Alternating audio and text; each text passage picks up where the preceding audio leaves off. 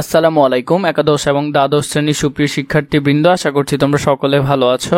তোমাদের একাদশ দ্বাদশ শ্রেণীর বাংলা প্রথম বইয়ে নতুন সংযুক্ত করা যৌবনের গান, এটি আরেকটি রচনা। এই যৌবনের গান লিখাতে কাজী নজরুল ইসলাম যুব সমাজকে কি বলতে চেয়েছেন তা নিয়ে আমরা আলোচনা করব।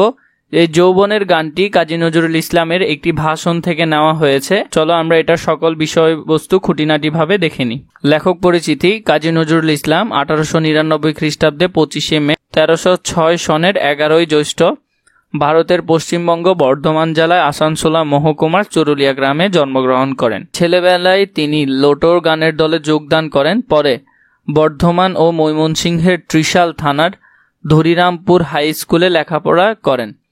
1917 সালে তিনি বাঙালি পল্টনে যোগ দিয়ে করাচি যান। সেখানেই তার সাহিত্য জীবনের সূচনা ঘটে।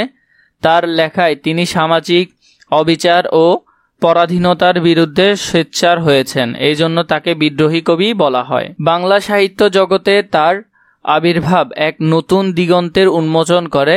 মাত্র 43 বছর বয়সে কবি দুরারোগ্য রোগে আক্রান্ত হয়ে বাকশক্তি হারিয়ে ফেলেন। বাংলাদেশ প্রতিষ্ঠার পর অসুস্থ কবিকে ঢাকায় আনা হয় এবং পরে তাকে বাংলাদেশের নাগরিকত্ব প্রদান করা হয়। তাকে স্বাধীন বাংলাদেশের জাতীয় কবির মর্যাদায় ভূষিত করা হয়। তার রচিত কাব্যগুলোর মধ্যে অগ্নিবীণা, বিষের বাসী, ছায়ানট, প্রলয় শিখা, চক্রবাক, সিন্ধু হিন্দোল বিশেষভাবে উল্লেখযোগ্য। তার কাব্যগ্রন্থগুলো এখান থেকে দেখবে, কাব্যগ্রন্থগুলো থেকে প্রতিবার পরীক্ষা এসে থাকে। ব্যথার দান, রিক্তের বেদন, শিউলিমালা, মৃত্যু ক্ষুধা ইত্যাদি তার রচিত গল্প ও উপন্যাস। যুগবাণী, দুর্দিনের যাত্রী, রুদ্রমঙ্গল ও রাজবন্দির জবানবন্দি তার উল্লেখযোগ্য প্রবন্ধ গ্রন্থ। 1976 সালে 29শে আগস্ট কবি ঢাকায় শেষ নিঃশ্বাস ত্যাগ করেন। ঢাকা বিশ্ববিদ্যালয় মসজিদ প্রাঙ্গণে তাকে পরিপূর্ণ সামরিক মর্যাদায় সমাহিত করা হয়। এরপরে চলো আমরা শব্দার্থগুলো একটু দেখে নিই। দ্বিধা, সংকোচ বা কুণ্ঠ। রুধির ধারা, রুধির ধারা হলো রক্ত প্রবাহ। আলক্ষ্যে অর্থ দৃষ্টির অগোচরে। বায়স অর্থ কাক, এটি গুরুত্বপূর্ণ, ভালো করে দেখবে। বেচারা গানের পাখিকে, এটি হলো যে কোকিলকে উদ্দেশ্য করে বলা হয়েছে। এরপরে বাকিগুলো তোমরা একটু ভালো করে দেখবে, যেগুলো বেশি গুরুত্বপূর্ণ তা আমি দেখিয়ে দিচ্ছি। দৈব্য অর্থ আকস্মিক। ভরাবাদের পরিপূর্ণ অবস্থা, বাকিগুলো দেখবে। এরপর দেখো বখতিয়ার খলজি, এগুলো বেশি গুরুত্বপূর্ণ, এগুলো ভালো করে দেখবে। মোহাম্মদ বখতিয়ার খলজি ছিলেন ইতিহাস খ্যাত আফগান সেনানায়ক। তিনি মাত্র 17 জন সৈন্য নিয়ে অতর্কিত আক্রমণ করে নদিয়া দখল করেন। রাজা লক্ষণ সেন ভয়ে পলায়ন করলে বখতিয়ার খলজি বাংলাদেশে প্রথম মুসলিম শাসন প্রতিষ্ঠা করেন 2003 থেকে 2004-এ। এখানে কৌতুক ভরে বক্তৃতা প্রদানকারীদেরকে বখতিয়ার খলজি বলা হয়েছে। লক্ষণ সেন বাংলা সেন বংশের শেষ রাজা। বখতিয়ার খলজি মাত্র 17 জন অশ্ব আরোহী সহ রাজপ্রাসাদ আক্রমণ করলে তিনি পেছন দরজা দিয়ে পালিয়ে আত্মরক্ষা করেন। এভাবে বাংলা সেন বংশের পতন এবং মুসলিম শাসনের সূচনা হয়। অভিভূত অর্থ ভাব বিশিষ্ট। ছন্দের দুকুল অর্থ ভাব ও ভাষা বোঝাতে ব্যবহার। বাকি শব্দার্থগুলো তোমরা তোমাদের মতো করে দেখে নিবে। এখানে যেগুলো প্রয়োজনীয় আমি তা তোমাদেরকে দেখিয়ে দিচ্ছি। আলোর দেবতা, এখানে সূর্যকে কল্পনা করা হয়েছে। তিমির কুন্তলা অর্থ অন্ধকার যার চুল বা রাত্রি বিশেষ এখানে বোঝানো হয়েছে। নীলাভূমি অর্থ ক্রীড়াক্ষেত্র।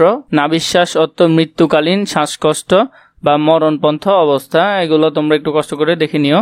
জীর্ণবরণ অর্থ জরাজীর্ণ আচ্ছাদন। কাজী নজরুল ইসলামের লেখায় বেশিরভাগই এই শব্দটির উল্লেখ পাওয়া যায়। কালাপাহাড়। ব্রাহ্মণ থেকে মুসলমানের ধর্মান্তরিত বিখ্যাত মুসলিম যোদ্ধা। সুলেমান ও দাউদ কররানীর সেনাপতি ওরফে রাজু। ইসলাম ধর্ম গ্রহণের পর প্রচণ্ড হিন্দু বিদ্বেষী হন।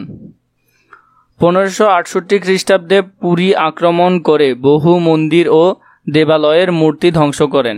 ইতিহাসে তিনি বিকট, ভয়ঙ্কর ও প্রলয়ঙ্কারী ধ্বংসের প্রতীক হয়ে আছেন। কামাল আধুনিক তুরস্কের জনক ও তুরস্ক প্রজাতন্ত্রের প্রথম রাষ্ট্রপতি। তার পরিচালনা ও নেতৃত্বে তুরস্ক আসন্ন পতনের হাত থেকে রক্ষা পায়। এগুলো একটু ভালো করে তোমরা দেখে নিবে। তিনি আধুনিক তুরস্কের ভিত্তি স্থাপন করেন। দেশবাসী কৃতজ্ঞতার নিদর্শন হিসেবে তাকে আতার তুর্ক বা তুরস্কের জনক উপাধিতে ভূষিত করেন। এরপরে হলো যে মুসোল্লিনি। সিনোর বেনিতো মুসোল্লিনি জন্মগ্রহণ করেন 1883 এবং মৃত্যুবরণ করেন 1945 ইতালির একনায়ক এবং সেখানকার ফ্যাসিবাদী দলের নেতা ছিলেন। উগ্র জেতোভিমান থেকে তিনি ইতালিকে পৃথিবীর সর্বশ্রেষ্ঠ শক্তিশালী জাতিতে পরিণত করার জন্য প্রাণপণ চেষ্টা করেন। সমগ্র জাতি জীবনে কঠোর নিয়ন্ত্রণ এবং অগ্রাসী বৈদেশিক নীতি অনুসারে মুসোলিনি 1935 সালে আবিসিনিয়া আক্রমণ করেন। এই ঘটনায় সূত্র ফ্যাসিবাদী হিটলারের সঙ্গে তার বন্ধুত্ব হয়। 1940 সালে জার্মানির মিত্র হিসেবে দ্বিতীয় বিশ্বযুদ্ধে তার নেতৃত্বে ইতালি ব্রিটেন ও ফ্রান্সের বিরুদ্ধে যুদ্ধ ঘোষণা করেন।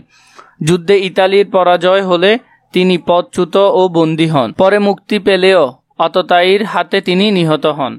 এরপরে হলো যে সাইয়াদ, এগুলো একটু তোমরা ভালো করে দেখে নিও। এরপরে হলো যে লেলিন, পাঠ পরিচিতিতে চলে যাই আমরা। 1932 খ্রিস্টাব্দে সিরাজগঞ্জে মুসলিম যুবক সমাজের অভিনন্দনের উত্তরে তাদের উদ্দেশ্যে কাজী নজরুল ইসলাম যে প্রণচ্ছল ভাষণ দিয়েছেন, যৌবনের গান রচনাটি তারই পরিমার্জিত এবং লিখিত রূপ। এখানে কাজী নজরুল ইসলাম একটি ভাষণ দিয়েছিলেন যার পরিমার্জিত এবং লিখিত রূপ ছিল যৌবনের গান। এই অভিভাষণে কবি দুরন্ত দুর্বার যৌবনের প্রশান্তি উচ্চারণ করেছেন, কারণ যৌবন হচ্ছে অপুরন্ত প্রাণশক্তির আধার। যৌবন মানুষের জীবনকে করে গতিশীল ও প্রত্যাশাময়।